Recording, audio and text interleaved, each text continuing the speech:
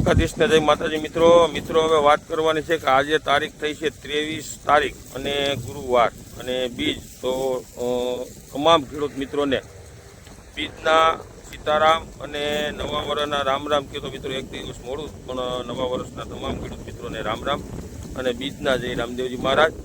મિત્રો હવે વાત કરવાની છે આજે કે જે વરસાદની આગાહી તમે જાણો છો કે આપણે 2 દિવસથી બધા હવામાન ખાતું હોય તે ભલે અને જે હવામાન નિષ્ણાતો છે એ વરસાદની આગાહી જે કરવામાં આવી છે અત્યારે ખરેખર વરસાદની સંભાવના મિત્રો આજની તારીખે દેખાય છે।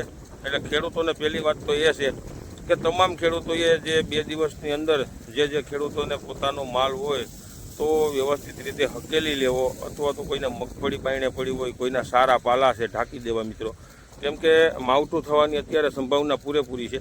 અને દ્વારકાધીશ પાસે પ્રાર્થના કરીએ છીએ કે ભગવાન ખરેખર ખેડૂતોનું કોઈનું બગાડે નહીં અને માતાજીને પ્રાર્થના કરીએ કે આ જે માવઠા સ્વરૂપે વરસાદ આવવાનો છે એની એક બાજુ ધકેલી દઈએ અને સૌરાષ્ટ્ર ગુજરાતની અંદર માવઠું ન થાય એવી આપણે પ્રાર્થના કરીએ છીએ। એટલે મિત્રો આપણે મગફળીની વાત કરવી છે કે મેં મારી મગફળી તમે જુઓ અત્યારે ફુવારા ચાલુ કર્યા છે, કેમ કે મગફળી પાડવાની હતી આપણે આની અંદર કર્યું આખું હતું। અત્યારે જો હજી લીલી ઊભી છે મગફળી તમે જુઓ 120 દિવસ આજે 21 તારીખે ટૂંકમાં 2 દિવસ પહેલાં 120 દિવસ 4 મહિના પૂરા થઈ ગયા છે। જે મગફળી આપણે પાડવાની હતી પણ વરસાદના જે આગાહી પ્રમાણે આપણે મગફળી પાડવાનું ટાળ્યું હતું કે ભાઈ હમણાં 4-5 દિવસ નથી પાડવી અને જમીન હાવ સુકાઈ ગઈ હતી એટલે અત્યારે 2 કલાક ફુવારા મૂક્યા છે ને હવે જો વરસાદ થાય કદાચ ઇનકેસને તો આપણે હાથે ઉપાડશું। પણ મિત્રો આ વાવણીની મગફળી છે ને હવે ઘણા બધા કહેતા હોય કે હવે એની અંદર એક હું અત્યારે નુસ્ખો કરું છું, એટલે કે દાખલા તરીકે કોઈ અત્યારે 120 દિવસે દવાનો ઉપયોગ ન કરે અને હું તમે ગાંડો ગણો તો ગાંડો થઈને હું દવાનો ડોઝ મારું છું। જો દવા પણ છાંટવામાં આપણે જોઈએ આપણે હું છાંટીએ છીએ જો જેની અંદર આપણે M45 લીધું છે, પછી જે આપણે PMS પોટાશ મેગ્નેશિયમ સલ્ફર અને જે આ ટેપ્ટ્રોસાયક્લિન જોઉં તમે જે એક વાયરસ એન્ટીબાયોટિક કહેવાય છે આપણે જે ટપકી થાય ને એના માટે એરિસ કંપનીનું ફર્ટિસોલ જે PMS પોટાશ મેગ્નેશિયમ ને સલ્ફર અને આની અંદર M45નું દ્રાવણ છે। અત્યારે જો આપણે ભાગ્યવાળો છે અને દવા છાંટવા વળગાડીએ છીએ અને M45 સાથે M45 છે એટલે આપણે 10 દિવસ આ મગફળીની આપણે 10 દિવસ ઊભી રાખવાની છે મિત્રો, કે જેથી કરી પાંદડું ન ખરે, સારાને નુકસાની ન આવે અને પોટાશ મેગ્નેશિયમ ને સલ્ફર એ માટે નાખ્યું છે કે આપણે એક દાખલા તરીકે ખર્ચો જ કર્યો છે કે 500-700 રૂપિયાનો ખર્ચો કરીએ તો આપણને ખબર પડે કે આપણી મગફળીને કેટલી બધી લીલી રાખશે અને કેટલા દિવસ વધારે ઊભી રાખશે। અને તલવારી છે એટલે થોડીક આમ વધારે વરસાદ હતો એટલે પાસ્તર પણ પડી ગઈ છે, હજી અંદર દોડવો જે આપણે કહીએ એ કાસો થોડોક છે એટલે જેથી કરી પાકી પણ જાય એવી આપણે એક આશા છે। એટલે આપણે ઘણા બધા કહેતા હોય ને એગ્રોવાળા છે કે કોઈ ખેડૂત મિત્રો છે કે ભૂર પવન વાયા પછી એની અંદર કાંઈ આપણને ફાયદો થતો હોતો નથી, 100% આપણે જાણતા હોઈએ છીએ।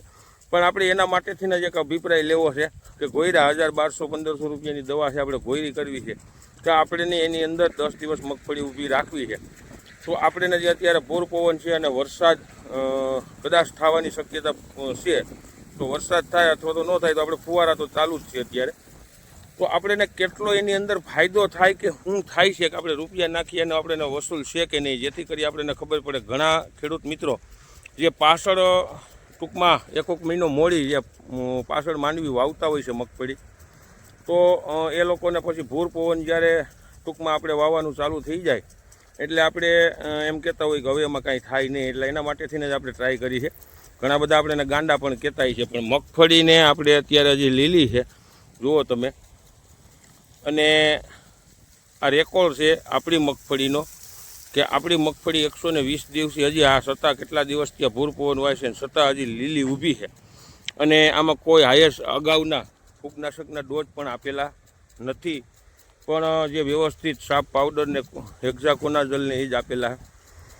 એટલે જે ખેડૂત મિત્રો ખરેખર જે અત્યારે ઘણા બધા હવે જીરાનું જે વાવેતર કરવાના હોય છે 5-7 દિવસ ખોબડી જવું પછી જે ચણાનું વાવેતર કરવું હોય મિત્રો તો ચણાના વાવેતરમાં એવું છે કે જે ખેડૂતોને ખેતરની અંદર જે પાણી દાખલા તરીકે ન ભરાતું હોય અથવા તો એક પાણી પાઈને અને છાટાછૂટી થાય તો બીજું પિયત આપવું નહીં, જેથી કરી ઉગાવાની અંદર કોઈ જાતનો પ્રોબ્લેમ થાય નહીં. ચણા બને ત્યાં સુધી વરસાદ કદાચ માથે થાય તો ઉગી જાય છે, કેમ કે અમારે ત્રીજે વર્ષે ચણા વાવ્યા હતા માથે વરસાદ થયો તો ચણા ઉગી જાય છે, આપણે અનુભવ છે એનો.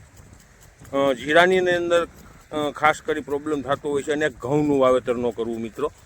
ઘઉં અત્યારે ગરમીનો તડકો વધારે થોડાક પડશે આ વાતાવરણના હિસાબે, એટલે ગરમીના તડકાના હિસાબે ઘઉંની અંદર પણ પ્રોબ્લેમ થતો હોય છે. એટલે ખેડૂતોએ ખાસ ધ્યાન રાખવું, 2-5 દિવસ જવા દેવા વાવેતર કરવાવાળા ખેડૂતોએ. અને જે ખેડૂતોને જે ખેતરની અંદર પાક જો કોઈએ મગફળી હજી ઊભી હોય તો 2-4 દિવસ પાડવામાં ખોભળી જવું, ટ્રેક્ટર રાખવામાં. અને જે ખેડૂતોને ભર પડ્યા છે, ઓપનરની હજી ટૂંકમાં 4-5 દિવસ સેટિંગ નથી આવે એમ, તો ભર ઢાંકવાની મિત્રો ખરેખર વ્યવસ્થા કરી લેવી જોઈએ. જેના પાલા પડ્યા છે એને ઢાંકવાની વ્યવસ્થા કરી લઈએ. જેને માંડવીના ઢગલા બહાર પડ્યા હોય તો એને હગે વગે કરી દઈએ, કેમ કે આપણે આપણી સેફટી રાખવી મિત્રો ખાસ જરૂરી હોય છે. એટલે ખેડૂતોને ખાસ ભલામણ છે મિત્રો. પછી જો આ તો એક કુદરતી છે અને વાવાઝોડી કેટેગરીમાં સિસ્ટમ પૂગી જાય છે, એટલે સિસ્ટમ મજબૂત પણ છે. એટલે જો આપણા દરિયાકાંઠાના વિસ્તારની આસપાસ અને સૌરાષ્ટ્ર ગુજરાત ઉપર આવશે તો મજબૂત થઈને આવશે. એટલે વરસાદનું માવઠા સ્વરૂપે વરસાદ પણ થોડોક વધારે છે, હાવ સામાન્ય વરસાદ કે એવું નહીં હોય મિત્રો. અને લાંબા દિવસનું 4-5 દિવસ હાલે એવી પોઝિશન અત્યારે દેખાય છે. એટલે ખેડૂતોને ખાસ ભલામણ છે મિત્રો. તો અવનવા આપણો વિડીયો જોતા રહ્યો મિત્રો. જય જવાન, જય કિસાન.